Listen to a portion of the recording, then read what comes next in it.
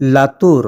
लातूर हा मराठवाड्यातील असा जिल्हा जिथे दूरदूरवर सिंचनाची कुठलीही व्यवस्था नसताना परिस्थितीशी झुंज देत अगदी जिद्दीने माळरानावर सोनं पिकवणारा अवलिया शेतकरी, ज्यांची शेती म्हणजे प्रयोगशाळाच, अशा एका आदर्श शेतकऱ्याची आजच्या व्हिडिओमध्ये महत्त्वाची मुलाखत.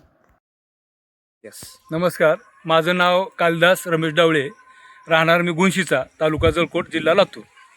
मी येथील शेतकरी असून पारंपरिक शेतीला काहीतरी एक नवीन आगळावेगळा प्रयोग करण्याच्या उद्देशातून मी 1 एकर 5 गुंठ्यामध्ये केसर आंब्याची लागवड केलेली आहे. आणि ती लागवड करत असताना मी घन पद्धत, ज्याला की आधुनिक पद्धतीमध्ये इस्रायल पद्धती म्हणतात, 12x3 मी लागवड केलेली आहे.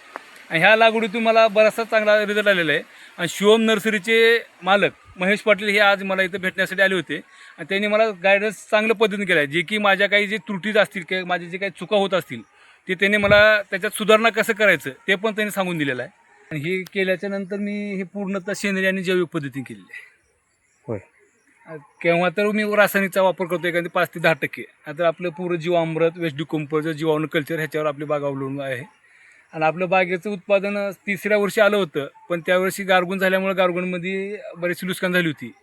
तरी पण आपण खचून न जाण्याचे पुन्हा प्रयत्न केल्याच्या नंतर आपली बाग 4.5 वर्षाचं वय असताना बागेचं आपल्या गुजरातच्या व्यापाऱ्यांनी 14,85,000ला जागेवर खरेदी केलेली बाग होती. स्वतः त्यांनी तोड करून नेलेली होती आणि आपल्याला पण काही माल दिला होता. पुढे व्यापाऱ्याला पण बराचसा फायदा झालेला आहे. कारण की हे इस्रायल पद्धत लावल्यामुळं आंब्यामध्ये वारं वावदान ज्यावेळेस होतं त्यावेळेस जे फळगळ होते 90% याच्यात फळगळ होत नाही. आणि ज्या लांब पिकाला लावल्याच्या नंतर 90% फळगळ होते. हा इस्रायल पद्धतीचा एकमेव फायदा असा आहे की आंब्याची क्वालिटी पण चांगली येते, कारण एका झाडाला आपण फळाची संख्या कमी येते मोठ्या झाडापर्यंत. आणि ह्याच्यामध्ये छाटणी वारंवार करत असल्यानं नवी पाली फुटल्यामुळं त्या पालीतून जे जोम किंवा ताकद आहे ते फळामध्ये पण त्याची ते क्वालिटी येते.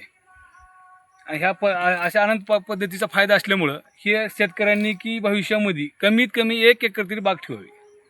आणि ती बी इस्रायल पद्धतीने जास्तीच्या 14x5 कमीत कमी 12x3 असा अंतर ठेवल्याच्या नंतर माझ्या निदर्शनात आलेल्या गोष्टीतून 101% योग्य पद्धत आहे ही.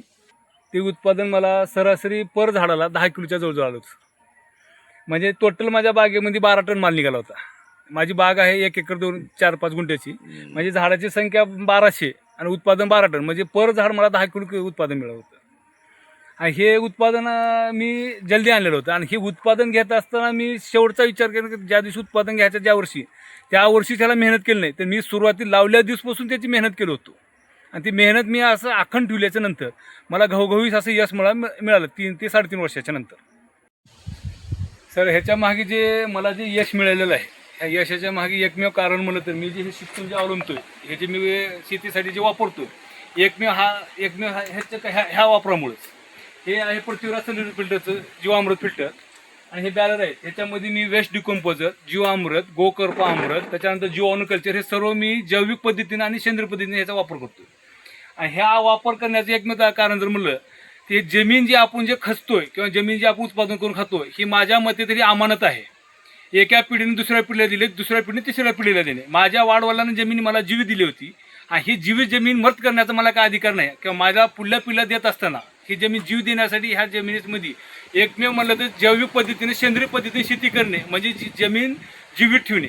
आणि जमीन जर तुम्ही जीवित ठेवलात, तुम्हाला जमीन काय भरपूरच उत्पादन देते. आणि जमीन जर जीवित ठेवायचं असेल तर त्याच्यासाठी आपल्याला जीवामृत, गोकर्प अमृत, वेस्ट डिकंपोज अशा पद्धतीने सेंद्रिय पद्धतीने नैसर्गिक पद्धतीने शेती करावी लागेल सर. आणि हा प्रयोग केल्याच्या नंतर मी खात्रीशीर सांगतो की आंब्याला मनाला कोणतं तुमचं फळ राहू द्या, त्या फळामध्ये जी गोडी आहे, त्याची जी चव आहे, त्याची जी क्वालिटी आहे, त्याची शायनिंग जी आहे, त्याच्या देठामध्ये जी बळकटी आहे, ह्याच्यामधून दुसऱ्या रासायनिक खतामधून मिळत नाही सर. एकमेव जे तुम्हाला जे चव मिळणार आहे, त्याची जी क्वालिटी मिळणार आहे, ते तुम्हाला सेंद्रिय पद्धतीने जैविक पद्धतीने शेती करून मिळावं लागेल. ह्याच्यामध्ये शेतकऱ्याचा तुम्हाला सांगतो रासायनिक भडीमार खताचा जे वेस्टेज पैसा जाणार तो पण वाचतो. एक माणसाच्या शेतामध्ये मन्य वातावरण निर्माण होतं ना. मी काय तो प्रयोग करून मी स्वतः काय ते निर्मिती तयार करून मी वापर करतोय. हे जे आनंद आहे, मानसिक समाधान, त्याचं एक समाधान सुख आणि वेगळंच आहे सर. पैसा तर पैसा मिळतोच, पण मानसिक समाधान. आणि एक आहे की मी पुढल्या पिढीला जी जमीन देणार आहे ती निरोगी आणि जीवित देणार आहे, हे शाश्वतीने आपण ठामपणे सांगू शकतो सर. कालिदासजी डावळे यांची शेती म्हणजे ही एक प्रयोगशाळाच. शेतकरी आधुनिक झाला पाहिजे. तो आधुनिक झाला की समृद्ध व्हायला वेळ लागत नाही. यासाठी हा आमचा प्रयत्न. हा व्हिडिओ अत्यंत महत्त्वाचा असून हा जास्तीत जास्त शेतकऱ्यांना शेअर करा व आपले काही प्रश्न असतील तर आमच्या क्रमांकावर संपर्क साधा. धन्यवाद.